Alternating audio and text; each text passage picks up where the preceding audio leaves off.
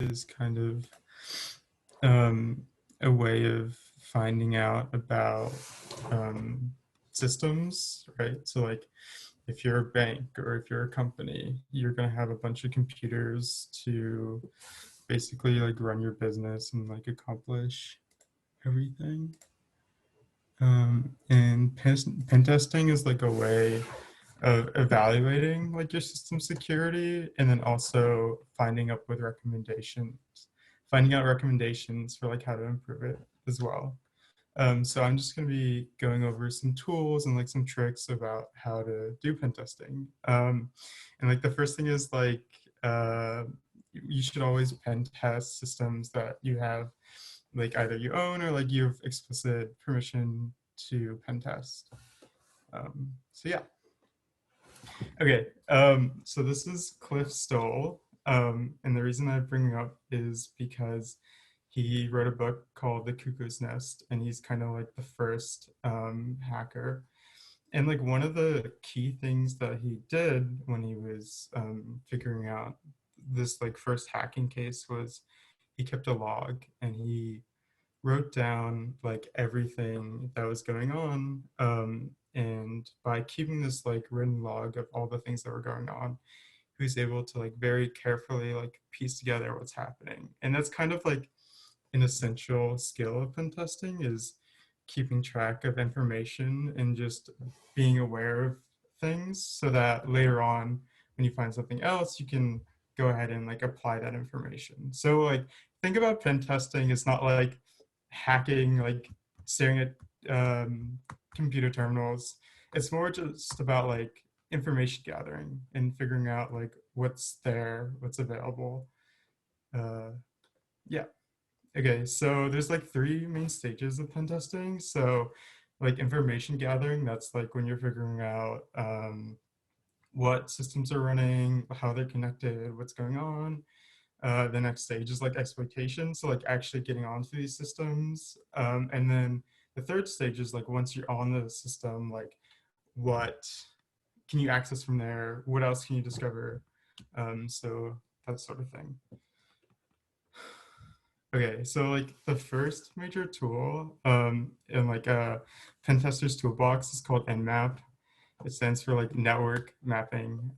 Basically, it's a way of like figuring out what machines are running. And so here's some common flags for figuring out like what is running. So here's an example of what that looks like. So here you can see like the IP of a given machine, and that's like its address. And then Nmap gives you a bunch of information about the machine. So like here we can see that it's running SSH and it's running a web server. And this is like valuable information because now you know like, oh, now you can go and see like, oh, is this version of SSH exploitable? Is this version of Apache exploitable? And so like TAC SC and TAC SV are like the common flags that we use because like those are the ones that run the scripts to like identify what services are running. And then the TAC OA flag is just to output it into a file. So that's just like a way of keeping track of like what results you have so far. Yeah, so that's a good tool to have. And the next big tool that you can use is your browser. Like a lot of things are online these days, and the browsers have really great debugging tools for seeing like what sort of requests are being made and debugging JavaScript and that sort of thing. So like I would say like between Nmap and the browser, like those are the two main uh, tools like pen testers need, especially if you're like looking at like web applications and stuff. And then also a thing is like SSL certs can give you like a surprising amount of information too. A lot of times SSL certs, so that's like if you go to a browser, you can click on this thing, and then you can click on more information, and you can look at the certs, and you can see like a lot of times they'll have view certificate. And like a lot of times there'll be like other domain names or um, like here there's a bunch of domain names and stuff. And so when you're doing a pen test, that can be really useful because you can see like, okay, these are other domains I can potentially go check out. And they also have email addresses too, and that's something worth keeping track of. Yeah.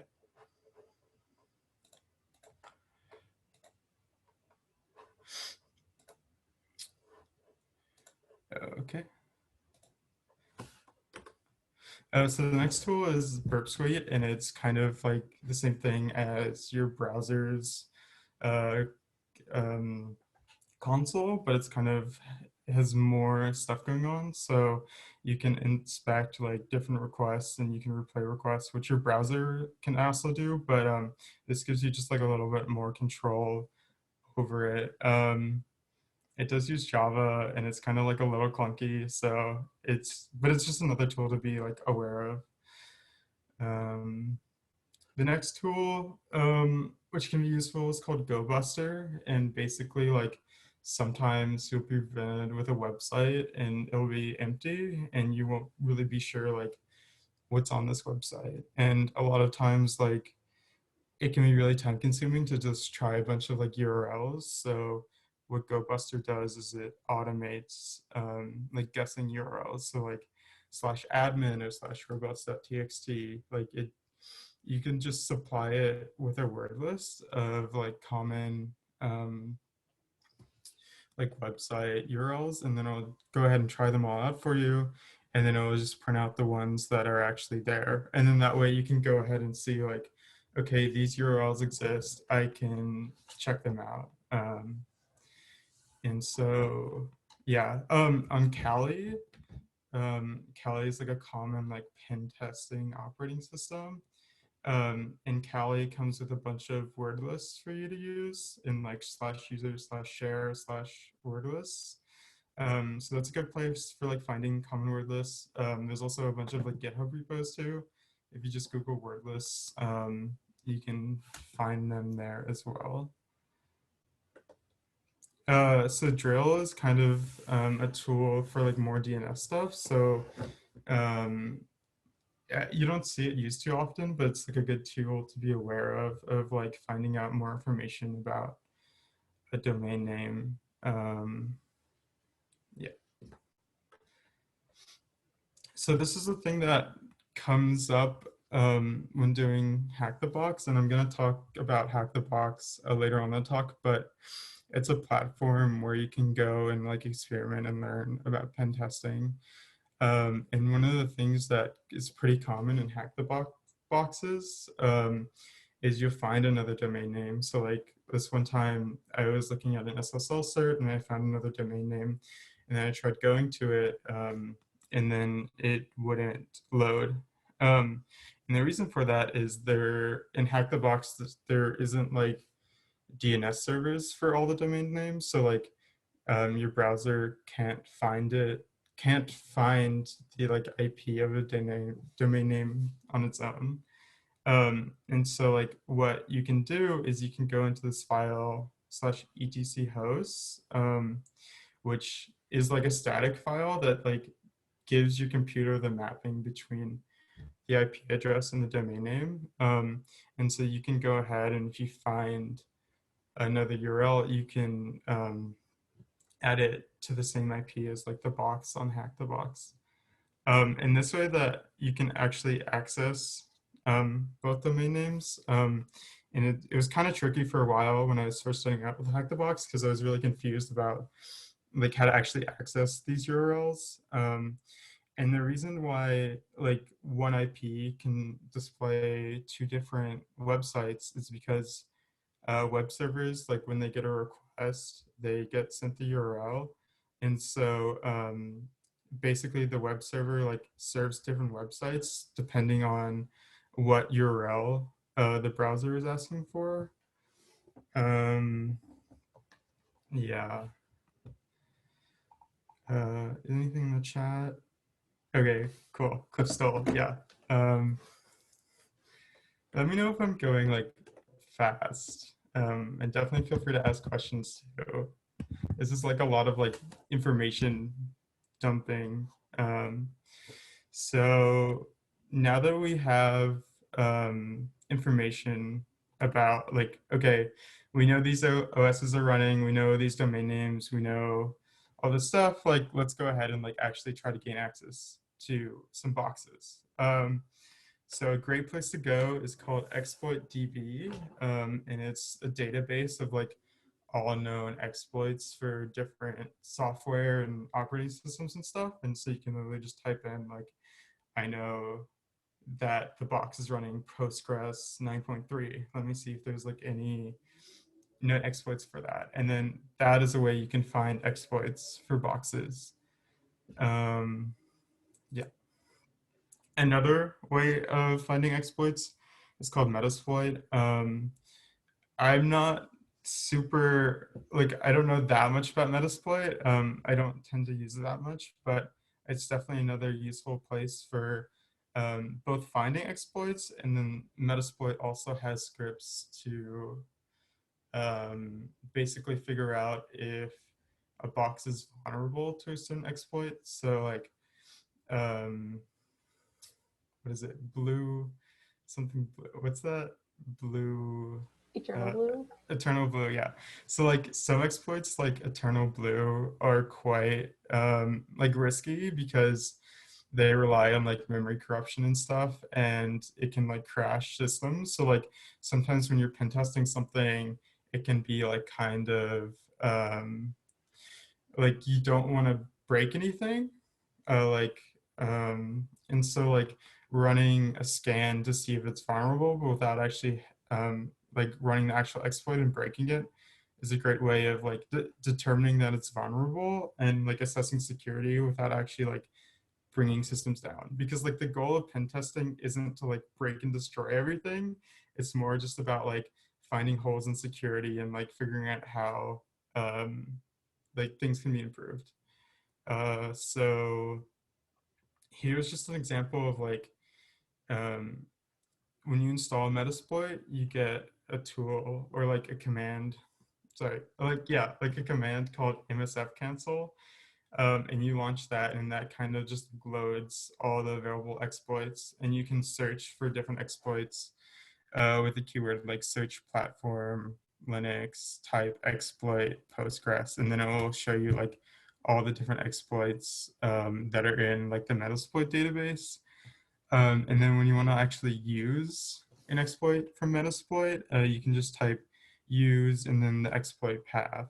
And then so one thing that's like particular about Metasploit is you normally have to like do some sort of configuration of the exploit, and like exploits can have like different options and stuff. So you type like show options, and that like shows you like all the different things that can be configured about the exploit. And like one of the things that you'll definitely need to set is the rhost like token.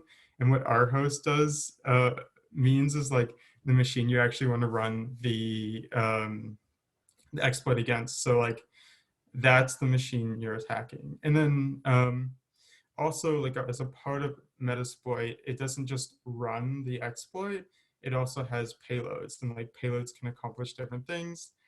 But normally what you want out of a payload is like a way of accessing that computer. And like the way we access computers is this thing called uh, like bind shells, or like different types of shells. And so you can set the payload to be like, there's like a couple different options for what type of like shells you can get. And like reverse TCP is one that calls back to your computer, and then you can control it with your computer. And for that one, you also have to configure it. So you have to set the L host, which is like the IP of your machine as well. So like Metasploit is like kind of hard to like figure out, but it's definitely like worth it if you know that there's like a Metasploit exploit for the vulnerability you found, because like a lot of the work is done for you, and all you have to do is just like set some options. Um, Yeah, and then once you actually like run the exploit by typing exploit, you get like a terminal on the machine. And one of the things about Metasploit is when it deploys this reverse TCP shell, it actually like drops like a binary onto the Windows, onto the machine. And if it's like Windows, for example, a lot of times like command prompt and stuff are kind of, they have like, they don't have like the same like equivalent like Linux commands. Like it can be hard to like find certain things. And so like when the payload is dropped onto the machine, Metasploit actually has like inbuilt commands and stuff that you can run through the Metasploit shell. And that Metasploit shell has a lot of like cool tools to like find information and stuff that like would be really annoying to do like with a straight up like command prompt. So that's like one of the benefits you get from using Metasploit. And so if you're like really interested in Metasploit, one of the coaches for the CPTC team, which is like UT's competitive like pen testing like defense cyber defense team, and we meet like every Monday. So if you're all are into this, you should come. I think we'll drop like the Slack link in the chat at some point, but so like Aaron actually like worked on Metasploit, so he's can answer like all sorts of questions about it. So yeah. Another great source of like exploits is called Payload all the things, and it's just like a GitHub repo with like a lot of exploits that you can run. It's like primarily like web application stuff. So it has like database stuff and like XSS and like XSRF and like NoSQL payloads and stuff. And it's just like a huge list of things. So that can be like a really valuable resource when figuring out like what is exploitable. Cool. And now let's move on to like the really fun part, which is like post exploitation. So now you actually have a shell in the machine. Now what?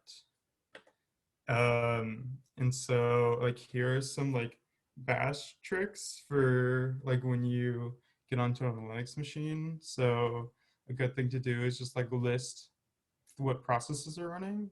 So you have an idea of like what services are running on the box. Like, is this web server? Is this, you know, another great thing to do is to check like bash history. So this should be like bash underscore history actually, but a lot of time uh, there can be some like really valuable information in there because it's basically like what the last user was doing.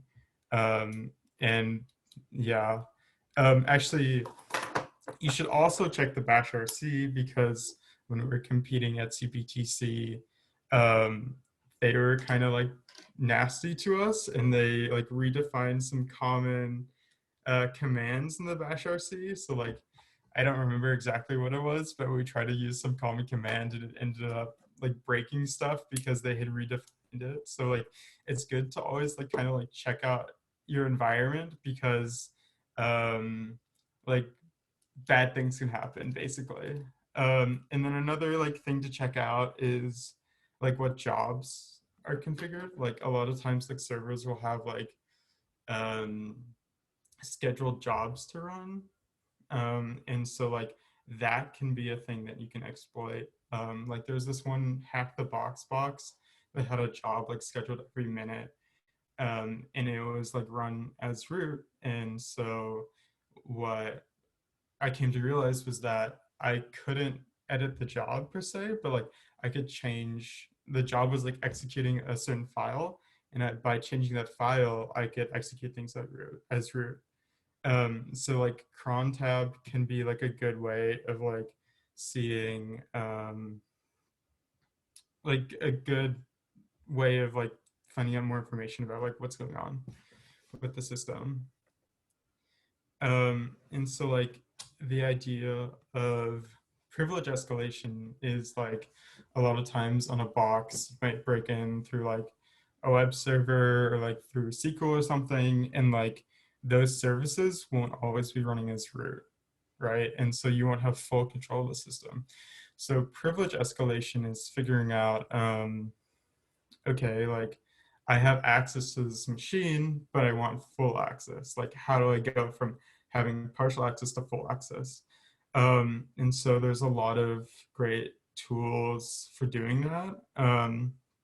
So these ones are Windows specific.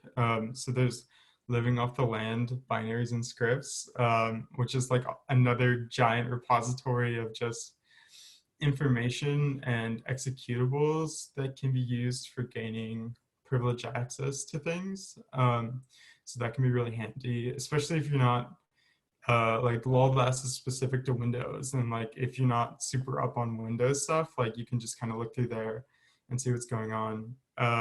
Another thing is JAWS, which stands for like just another Windows script testing. I don't know, just another Windows checker. And basically what it does is like it has a list of like common exploitable things. Like it will go ahead and see like, okay, are there any jobs scheduled? What permissions does the user have? What's writable? Am I able to write it in places where I can't? And it generates this report of like what can be accessed and what can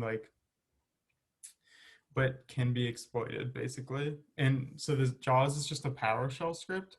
So you can kind of just like drop it on a server and run it. Yeah. The next thing is like another Windows specific thing. It's called Bloodhound. And like a big thing about Windows security is this thing called Active Directory. And it's like not the most interesting thing in the world, but it's good for like pen testing. And basically it's like a way of authenticating different roles on a Windows system, and that can be exploited. And so what Bloodhound does is it enumerates the different roles in the Active Directory system, and it can be used to like find ways of gaining access to things. So like if you know like, okay, I'm this user in the graph and I want to get to this user, you can ask Bloodhound like to find the shortest path from my like unprivileged user to like the privileged user. And so it can like figure out those things for you. Yeah. And another thing it's useful for is like in Windows, there's these things called domain controllers. Domain controllers are kind of like the all-knowing, all-powerful like Windows servers, because they control like authentication through Active Directory, and Bloodhound can be useful for like identifying these domain controllers as well. But it's like a little bit complicated to set up, and it's only useful in like large environments, but it's like a good thing to be like be aware of. And then like the final like Windows thing is Mimikatz. And so Mimikatz is a tool that extracts a lot of useful information from like a Windows machine. So like Windows has a bunch of like crypto keys and tokens and stuff that it uses for Active Directory and like user authentication and stuff. And it can be like really difficult to like find these things and like decode them and stuff. So Mimikatz is a tool that like scans the system and like memory for like passwords, and like it can also do attacks like hash to the hash, which is like basically Active Directory uses these things called tickets to manage authentication, and like tickets are basically hashes that give you permission to do different things.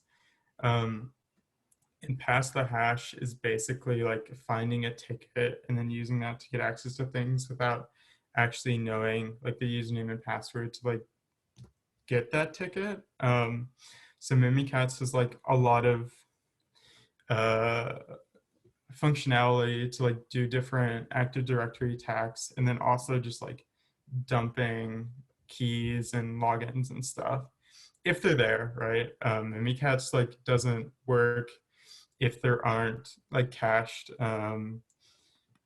tickets and keys, but if there are, then it can find them. And then we're gonna move on to Linux. So like another Linux like privilege escalation repository is called GTFO bins.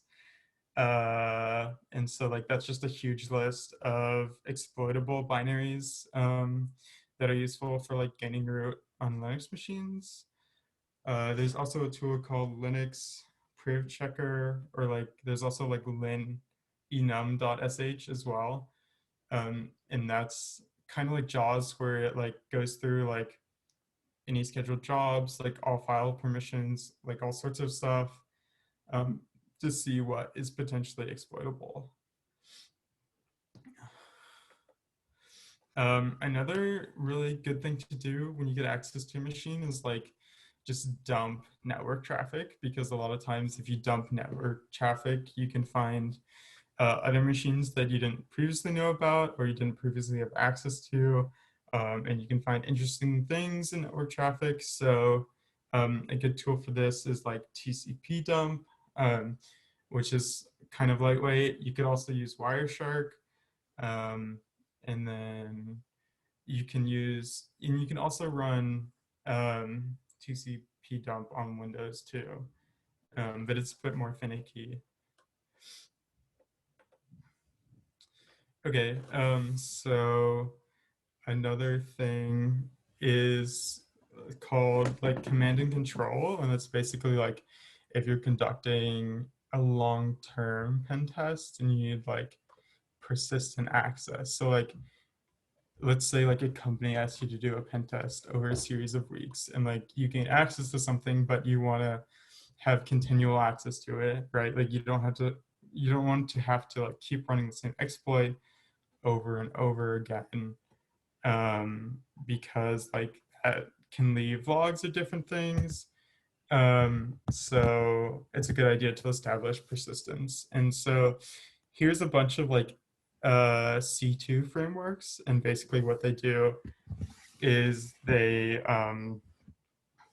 frameworks like build a binary, but these binaries are compiled in such a way that uh, they're different like every time you compile them, and they also are like pretty smart about how they're built so that like they don't show up in like antivirus stuff. And they're also like pretty crafty about how they communicate too. Like Covenant uses like HTTP requests to communicate, and so it's a bit harder to detect from like a defender's point of view. Um, so yeah. Um, and then the last thing is like web shells. And so let's say like you found like some sort of web exploit, like you can run arbitrary PHP code or like arbitrary, yeah, I guess just like PHP mainly. But if you can run arbitrary PHP, like you basically have like access to the machine, or like, yeah, but that's kind of like annoying because like a lot of times like the way you run the PHP is like you have to send a request or something, and like it can be a bit finicky. So web shells are a way of, and these are all like PHP web shells, but like basically like they're just files that you run, and it acts as like a terminal and has like functionality as well to use. And so here's like a bunch of like pen testing resources. And so IPPSec is like a YouTuber that does a lot of pen testing. And so it's a great way of like learning like different tools and like tricks and stuff. And he tries to like use a variety of tools and like show you different ways of doing things. on the different boxes he like pen tests. So like it's a good learning resource. And so ipvsec.rocks is just like a website that he made that like you can query for like, let's say I want to know more about Mimikatz, like, and then it'll show you like the portion of the video where he used Mimikatz and stuff. So that's a pretty cool resource to have. And so like another big like pen testing platform is called Hack the Box, and it's like a website that gives you access to like a ton of machines. And so you can like pen test those, which is pretty cool. And so if you like pen test something on Hack the Box, a lot of times, or like if you want to like learn more about pen testing, you can like look for Hack the Box write-ups as well. And then Hack the Box also has like a Discord server, which is like pretty helpful if you have questions about like a specific box. And generally people are like really helpful, so that's cool. Chris Prosize teaches a ethical hacking course, and it's pretty cool through the school. And Hash is like the security pen testing club. And again, like we meet every Monday, and we train for different competitions. Like we go to this competition called CPTC, which is like the Collegiate Penetration Testing Competition. And in this competition, they give you a network, and you have to find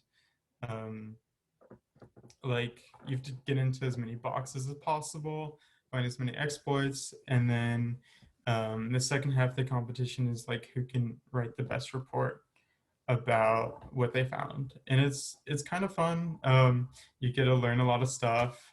Sometimes they like uh, it's like when it has been like in the past, like in person, it's pretty interesting because like sometimes they'll like pull in the head of the team and be like, hey, like we need to um, like we need to ask you questions, like the CEO needs to ask you questions, or like there's a bunch of like tasks that they give you, which is cool.